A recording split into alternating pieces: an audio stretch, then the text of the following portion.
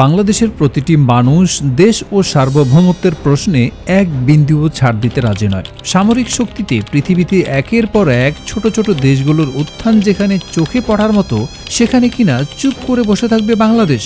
প্রশ্নই আসে না। নতুন উদ্যমে মাথা তুলে দাঁড়াচ্ছে বাংলাদেশ সেনাবাহিনী, বিমান বাহিনী ও নৌবাহিনী।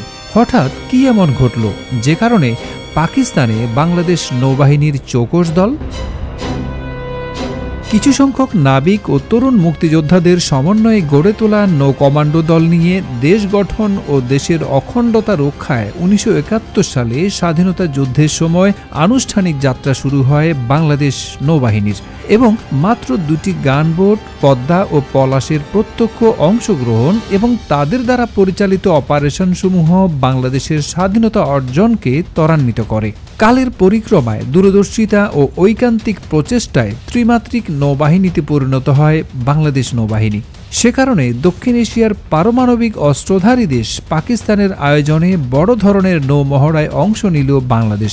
ইরান, চায়না, তুরস্ক সহ বিশ্বের আরও ৭টি শক্তিশালী দেশও অংশ নিয়েছে এই মহড়ায়। বন্দরনগরী করাচির কাছে আরব সাগরের উত্তরে অনুষ্ঠিত এই মহড়া চলবে ৫ দিন।